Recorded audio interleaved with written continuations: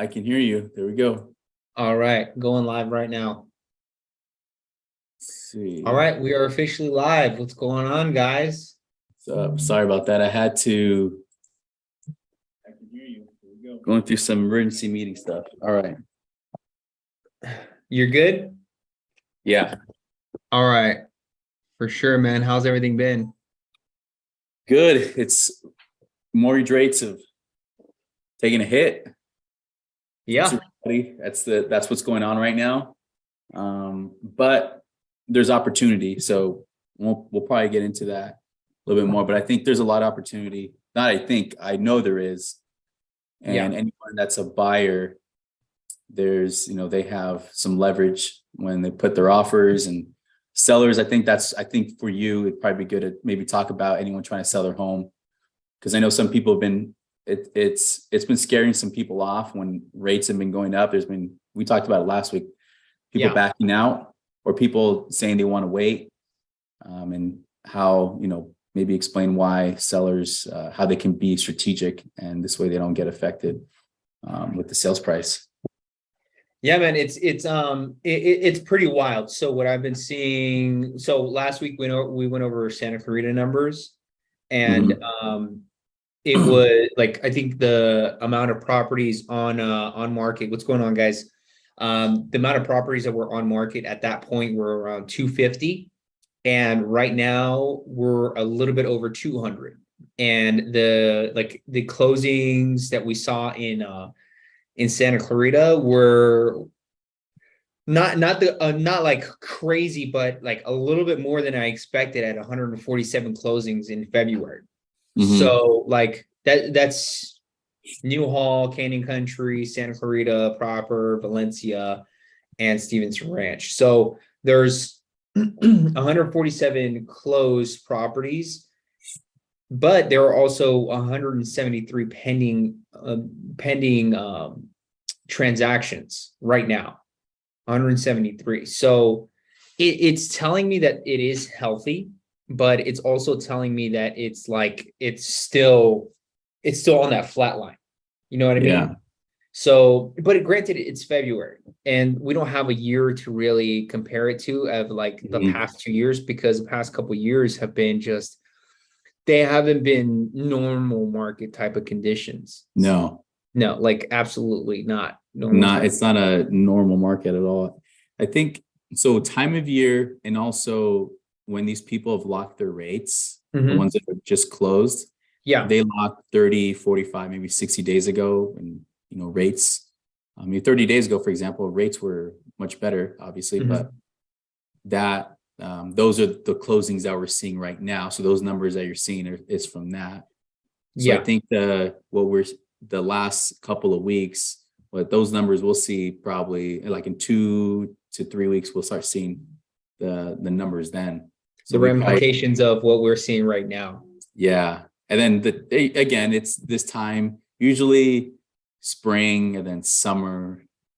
Summer's going to go crazy. That's how it usually happens. Yeah. I think this summer is going to be pretty hot. Last summer was, well, just for me in general, like the end of the summer was like, it ended up being absolutely insane. But we had like 4 escrows at the same time, and it was just like back to back. There was some problems with some, but they got done. But they got done. So that's the big solution. Someone that knows what they're doing, knows how, they know they're going to solution mode and get it figured out, and you made it happen. No, dude, it was insane. So like the beginning of the year last year was kind of stale because it was just the interest rates just shocked too many people. And once people understood that, hey, I'm getting deals out of what's going on right now, it was just boom, boom, boom, boom, boom. Yeah. And I think we'll see the same thing happening this summer. I think we got a big jump in the last month. Big jumps, like percentage, like full percent jumps in interest rates in the last month. So that hurts. That hurts when it comes to, like, you won't see, if it's a full percent, we're not going to see like discounts of hundreds of thousands of dollars that will like compare to what it is that jump does to your pocket. So the interest rate matters a lot more than the purchase price. So if you're in a situation where it's a little bit tight, you want to work on getting the interest rate right, and depending on the situation, the purchase price right as well. So it's a tricky Yeah. situation, man. A lot of buyers are in a tight spot right now. Like we have a buyer right now in Marietta area that is just he's having a hard time figuring out what property to go for, what kind of properties to go for because of the higher interest rates. It won't Yeah. match his monthly budget, Yeah. which yeah, no fault of it, like on his part. Like it's just a matter of just like the market where it is and the interest rate. He was at the top of his budget. So what we need to do is really assess what we can do for getting getting that lower interest rate so that we'll be good to Yeah. go. It's really interesting what's going on. I think it's what I've noticed that people I've been talking to, and I always tell this to everybody is, there's an amount that you qualify for. Because let's say you have an income and you qualify for quite a bit. Let's say you can buy $1 million house. Mm-hmm. And in Southern California or in California, that's like, it's a nice house, but you're kind of going in the that's almost like a starter home sometimes. Yeah, almost, man. Yeah. It's crazy. But, like you can't find a single family residence under $650,000 in Santa Clarita. And I always tell people, I say, hey, you can qualify. I told someone today, you can qualify for $1 million house, right? And I say, hey, you qualify for $1 million house, and here's the payment. Doesn't mean you absolutely have to get that. And I get it, buying a property now, and then you can hold it long term. But I always ask them, say, well, you got to really determine what you want your lifestyle to be. Like, do you want to have this type of lifestyle or this type of lifestyle? So you can qualify for $1 million, but then you want to have this payment. So based off that payment, I always tell them, hey, you want this payment, $4,000 a month. This is how much you're going to qualify with that payment, all in, taxes, insurance, your mortgage payment, mortgage insurance if there is mortgage insurance. And a lot of times I tell them that, and then they see, okay, actually I want to go a little higher because I saw the houses that Danny was showing me. I want to go a little higher. But what I notice actually when I've been talking to people is I always ask them, what payment are you looking for? And it's always this, like for our market, they're always saying about $3,500 to $4,000 a month all in. And for some that's watching this might sound like a lot, which that is a lot of money. Yeah. But that's where we're at right now with homes and, making mortgage payments. And that's just not the mortgage, that's your mortgage, taxes, insurance, everything. And that's kind of the range. But then when you go see what they'd be able to buy, 9 times out of 10, they're like, yeah, I got to go to, I got to push my budget a little bit more. Yeah, and that's where the technique comes into play with so this is like kind of the thing that I'm really explaining to a lot of my buyers is that you need to be essentially, you need to figure out, or we need to figure out what technique works best for you. If it's a long-term type of property, we need to figure out a great price and interest rate, but the price is probably a little bit more important because if it's just like I'll give them a range. So it's like if it's a 5+ year home, then we need to focus on the interest rate, because that's the interest rate that you're going to be dealing with for quite a while, and making sure that the price is pretty decent. Like everything else we can work out, but those are the priorities. But if it's going to be like, hey, I need this in like after 3 to 5 years, I feel like I'm going to be moving into my next property. Like, okay, so we need to figure out your purchase price right away. Like your purchase price is probably the most important thing. Now we need to gauge with the interest rates and make sure that they can afford it. But the purchase price is the more important thing right now, because you're going to be building that equity over time, and the purchase price matters more than anything. On top of that, the interest rates, it's going to affect the amount of equity that you do gain as well. So it's it's kind of like a little battle, but I think that the purchase price matters just a little bit more in that type of scenario, because if there's a way of getting the lower interest rate down the line, they're going to take that opportunity every time. Yep. So, and that happens with any scenario that would come up for us, like the interest rate, I hate the phrase, but it matters right now. Date the rate, marry the house. But it's like, I'm doing a video about that because that yeah, phrase bugs me. So I wrote a script to kind it of really does bug change me. that Like up a little bit. I Yeah. do say it, but it is true in some terms, Hmm. but it's not right for a lot of people. No. It really isn't. And if like I was speaking to somebody earlier today where they like he just is completely lost on how to purchase something. He just doesn't know what to do. Do I buy my own personal property? Do I buy an investment property? I have money to play with. I just don't know what to do with it. I don't know what I the had right the same conversation with somebody. I texted you earlier today. The same exact conversation about the same thing. Primary home investment prop. I don't know what to do. Yeah. So go ahead. But I had the same thing. I think Yeah. that's something that they're thinking. I don't know. I want to buy a property. I want to invest in something, cash flow. But I think what it is, people, I don't know if everybody, but people that feel that they're ready, they want to buy. They just don't know where to go. Like, is that a state? Is it here? Is it Mhm. what type of property? Multi-units. I mean, there's so many different things. Yeah, and I think it goes with anything like real estate related. You want to like just you want to test the waters and see what works best for you, but you need to dip your toes in. You need to go in. Like you can't just think about it, ponder it. Like you kind of just have to jump in and make something happen and see how you like it or how you don't like Yeah. it. And it's really hard to explain that to people because it is such a heavy expense for some people. Yeah. Some think that, hey, this is like my first and last house. I will never purchase anything ever again because it's such a big process and I will only do this once. It's a once in a lifetime type of decision.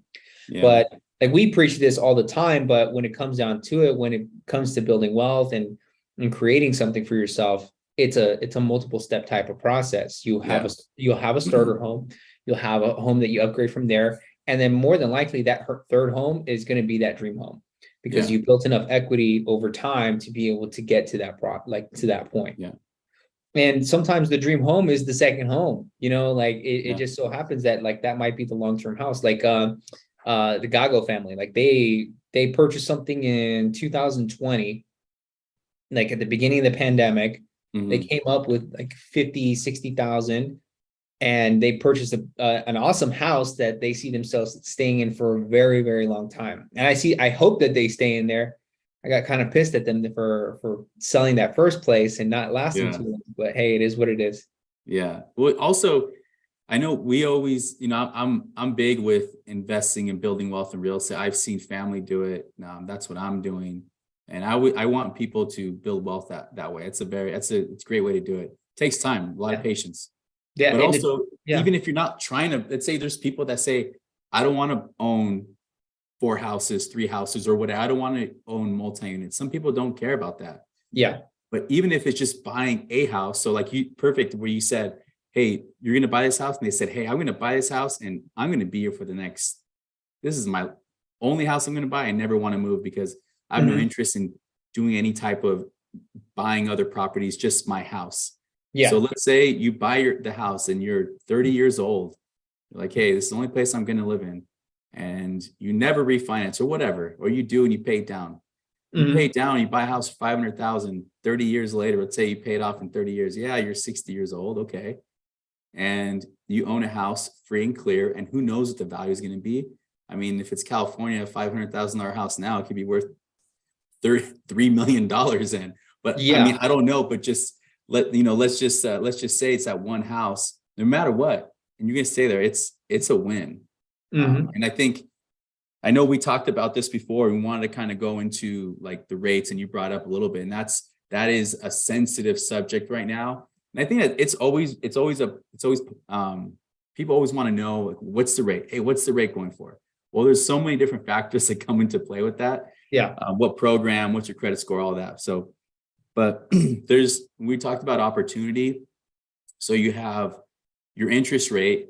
So I'm just going to kind of say some ranges of rates. So on a $700,000 house, so 700,000. So a VA, you're looking in the mid to high sixes. Okay. Mid Mhm. to high sixes. On conventional, 3%. So that's 100% financing. So all this stuff is just, these aren't quotes. These are just kind of estimates around what it could be. Depending on, this is assuming somebody has over 700 credit score and everything checks out. So this is ideal situation in every ideal aspect situation, excellent credit, everything, right? So you're looking at the mid to higher sixes, VA, 100% financing, conventional, 3% down. So first time home buyer, you're looking in the low to mid sevens. Okay. Oh.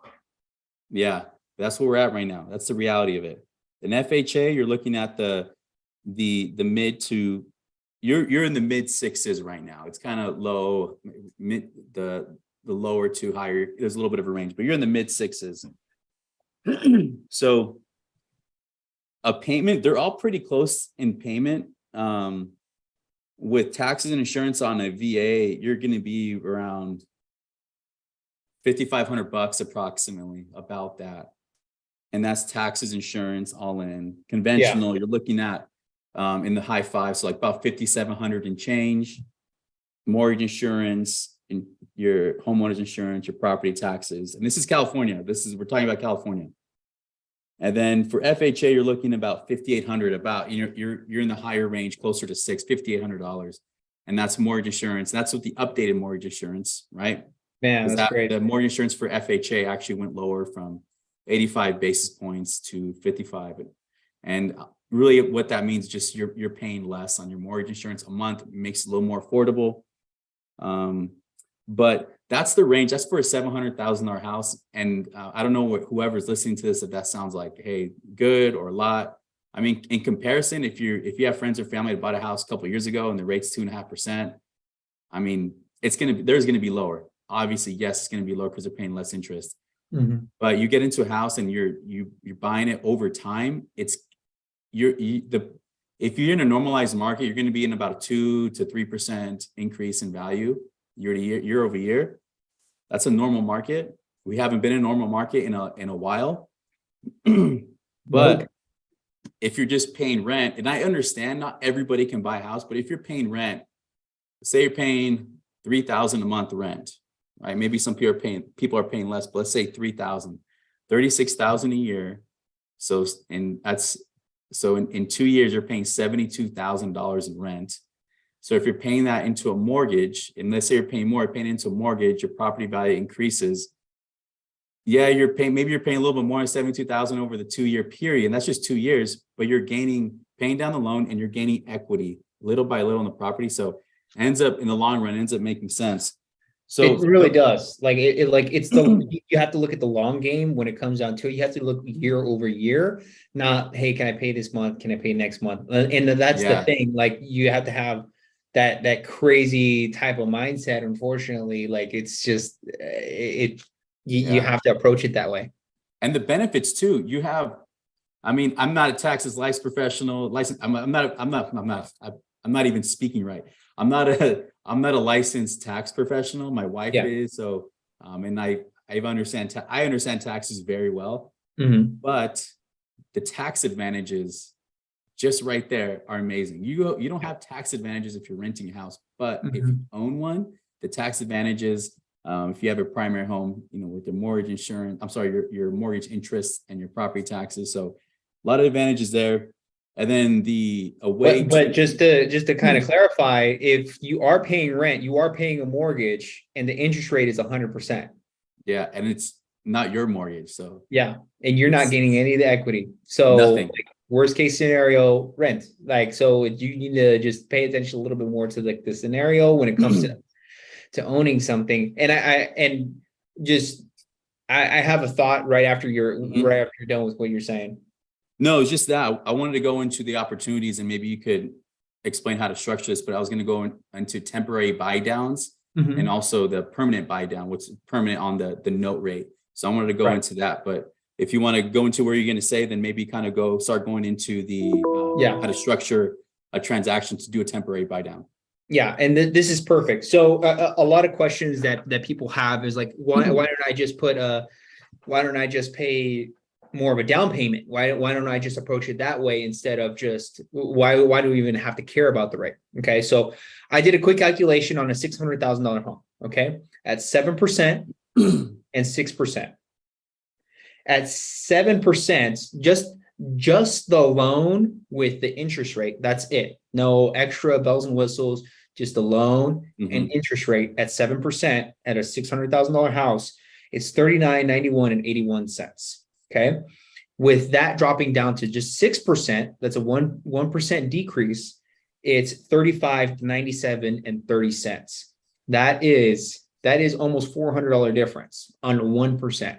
Okay. 1% difference. Okay. $394.51. That's the exact amount that you're paying less in a 1% less scenario. Now, if you were to put, you need to put essentially $60,000, 10% down, $60,000 to match that at the 7% range. So if you're purchasing a house at 600,000 and your interest rate is 7%, and you want to match what it would look like if you had a 6% interest rate, you need to pay 10% down. You have to make the loan look like $540,000 instead of $600,000 for the payment to go down to that range. So you need to pay $60,000 to save $400 a month. It's a lot of money. Yeah. Yeah. That's a lot of cash. I'm not one to say, just start blowing smoke and just tell people, hey, yeah, that's easy. I mean, that's a lot of money. It's a ton of money. And that's why you go in with a lower down payment, or if it's VA 100% financing, and you just go lower down payment, 3%. I mean, it's, 3% on 600,000, you're looking at $18,000 down payment. That's less than 60,000. Sounds a lot better. But yeah, you have to put that much more to make up the payment difference. But that's why the temporary buy down, I did a YouTube video, and that is actually, that's gonna go out on Monday. So maybe we could probably put it in the I'll put it in the description. Yeah, I'll put a link to your YouTube channel in the description there. Yeah, and I break down how a temporary buy down works, an actual scenario, a couple scenarios, a 1-0 buy down, 1-1 buy down, 2-1 buy down, 3-2-1 buy down, and that's just a bunch of numbers that I'm saying, but I'll explain what it is. So temporary buy down is basically you buy down your note rate. So if your note rate is, let's say 6.5, and you do a 2-1 buy down, so the interest rate goes down by 2% for the first year. So if it's 6.5, your rate would be 4.5. Your payment's based off if it's a 4.5 for the first year, and then year 2, and then it goes to 5.5, so 1%, and then year 3 it goes back to the note rate, which it was the 6.5 as that example. So your payment drops and makes it more affordable the first couple of years, and it kind of eases into that.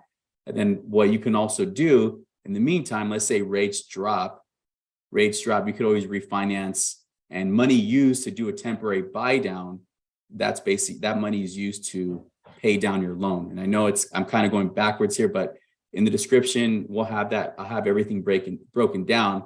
And that's something where I know I want you to kind of cover that. Then I'll cover a little more of the temporary buy down, is how you would structure an offer to do a temporary buy down. Because I know there's also listings. I saw one the other day, an agent posted $20,000 going to buyer interested for a temporary or for rate buy down. Yeah, that's temporary. A permanent buy down, if you do a permanent buy down, then let's say it's not going to work out this way. But if you're at 6.5 and say you want to get a little lower, okay, 5.5, you do that, and that's a no rate, and that rate doesn't change until you refinance. But so go ahead. I want you to cover that so people understand, because this is an opportunity for people looking to buy to get in and to get a place. And this touches back on what I was mentioning before with the down payment. So like the down payment would need to be a crazy amount of money in order for you to match up that $400 difference with a 1% difference on an interest rate. Okay, so you got to keep that in perspective. So you have to do kind of a payoff type of deal. You want to make sure that you want to strategize and figure out what would be more worth it to you. what, like, you have to see, does a temporary buy down make it worth paying the current price of the property?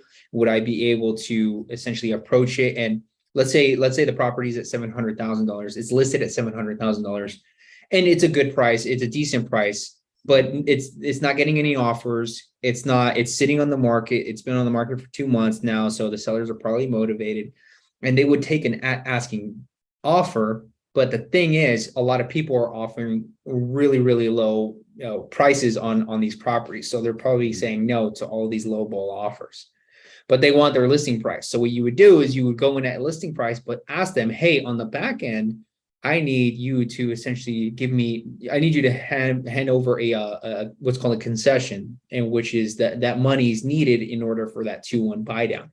So you put that in the offer, or say, hey, I will purchase this at full price, but at full price, I would need a buy down rate. So I would need you to contribute to the buy down in order for me to purchase this property. Now, like, again, you need to be fully approved on the full amount of what it would be at the third year when you're like at the note rate, whatever it is right now. Right. But you're gonna get those 2 years break, 3 years, like up to 3 year break on the interest rate. And that's awesome. Like having that break for a lot of people. We have clients right now that are enjoying that right now. And he's like, yeah, man, like getting a break on this current payment gets me lower than what my current, like what my old property was at. And I'm saving money and redoing the entire house with the money that I'm saving. And I'm living in a home that I feel is like my dream home. So It's like, that's a win-win scenario for sure. Yeah, they could do it for 1 year, 2 years, or 3 years. I mean, these temporary buy downs have been around for a long time. I remember offering these a while ago, and it was short-lived and rates changed. But right now, this isn't normal. We don't have. I mean, there's still a lack of housing, so people want to buy. They want to purchase a property. But yeah, this is a great way for someone if they want to get into a home and they ease into the payment. There was somebody, it was on a VA loan, and we did the 1-0 buy down. So it was for 1 year. And with that extra money, you're just going to use that to pay off debt.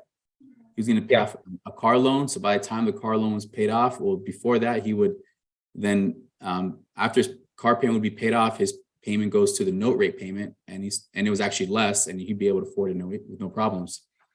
But I think this is like structuring the deal. I think if you're a listing agent, so I know if a house is sitting on the market, say 700,000, they're like, okay, we don't have any hits on it. Let's drop it down to, I don't know.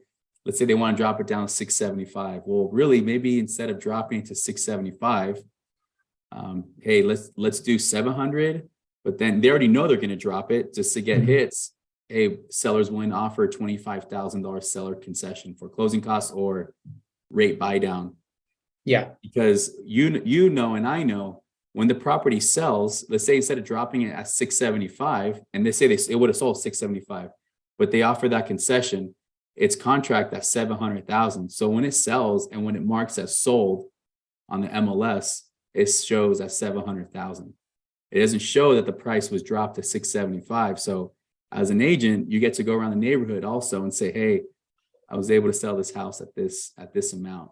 Exactly. As a buyer's agent, like representing a buyer, that'll perk my ears up. I'm like, oh, we automatically have a way in. Like I know my client can afford this. And if they can get that buy down, and then they can especially afford it. Like they're having a break for the first 2 years because they're paying that down payment or they're paying the closing costs. So they have some cash essentially coming out of their pocket, but they're getting that 2 year break with their month-to-month costs that they expected to be much higher. So it gives them an opportunity to save. It gives them an opportunity to refinance. And if they do refinance, it's another situation where like it's a positive one, because that money that went into the pot, into the escrow account that filled in that gap, goes in their pocket. Yep. So it's a win-win across the board, I think, because if a house is sitting on the market and they drop a price and they don't get any hits from that, then what do they got to do again? They have to drop the price again. It's painful. So just offer the money. I say offer the money up front, see what hits you get. But Yeah, rates right now, we're in an interesting time. With it seems like it looks like rates. I was thinking more we were going to be probably dipping down in rates later in the year, but I Yeah. think it's going to go a little more beyond 2023, maybe 2024, unless something changes. Just like COVID happened, we had no idea, and all of a sudden we had the craziest market we ever had in history. Yeah, But I would hope that these rate increases or drops would be a little bit more a little bit less excessive. Like yeah, if that's a good word to do it. we're Like smiling, but it's painful. This is no, what we do. yeah. This is how we feed our families, how we take care of clients and help them build wealth. But it's challenging when this stuff happens. Yeah, and all you can do is really just like solve problems and help people out and help them Yeah. realize this is actually good. This is a good time because then it gives you an opportunity to get in the door and get you a good deal because everyone else is hurting. Everyone else is like, hey, nope, I'm done. I'm out. Like I'm over it. I'm not gonna get it done. Yep. A lot of that happened in 2020 and 2021, and these buyers are coming back in 22 and 23, but now the prices are higher, interest rates are higher. So now, hey, I'm still screwed because I feel like I missed the boat. Yeah. No, Definitely didn't miss the boat. No. you just need to figure out what deal works better for you. Again, just jump in, get in there, build your equity. It happens over time. It's we like either way. If you do it today, if you do it tomorrow, it like tomorrow might be a worse situation. We don't know. We simply just don't know. No. Like Yeah. and what if you jumped in today and it gets better tomorrow? Like and you essentially make more money tomorrow and the next day and the next day and next day it starts to compound and now you have an appreciating asset and you have something that you can capitalize on down the line. Yeah. You own a Either piece of the way, earth. yeah, exactly. Like Yeah. either way, you were contemplating living in the property for a couple of years. Just all you have to do is compromise just a little bit and build some equity so that it's a little bit easier on your pocket. And then over time, you'll be able to get into that bigger, better Yeah. property. Absolutely, man. I know how we said if the best time is when you're ready. So if someone's looking to Yeah. buy, and I don't know, if you're getting pressure to buy, that's if you're not ready, then don't get anything. You have to be Yeah. ready because it's you have to be ready. It's mortgage payment. It's a responsibility. It's property taxes. It's homeowners insurance. When you buy the house, if something breaks, you got to fix it. Well, maybe you don't have to fix it, but hey, if a pipe bursts, you get or something happens in the house, you gotta take care of it. But there's responsibilities. When you're ready, do it. But I think in the long run, you'll be happy. But again, this is a strategic way. Even with rates where they're at, is this how you can get a place? Is be strategic with the offer. And I've talked to agents before, and they didn't. Not all, but some they're not familiar with the temporary buy down. And I'm almost surprised because I feel like it's all over the internet, but it doesn't mean they see it. So they have to know what it is because that's how you can get into a house and make it affordable. Yeah, man, and it's worth having somebody like you on the team to actually give that education and figure those things out. I would say that you guys are essentially the lifeblood of real estate. We just connect people together. We're the Like, nerds. We're the geeks. yeah, bro, and those are the things that like you need in this industry because you guys make the world go round when it comes down to it. Like you guys are the ones that solve the problems. I'm just the one that kind of connects people together sometimes and makes it happen in that way. Yeah, So we need you too, Danny, though. Come on. yeah, no, I'm gonna play myself down as much as I can. But No. that's all I got. You Yeah, got same anything here. else to add? No, that's it. I think if you're looking to buy, drop a comment. Yeah. Or just if you want to talk, set up an appointment. You'll probably have something in the description for you. So if you just have questions, seriously, don't be scared because was it scared money don't make money? Yeah, there you go.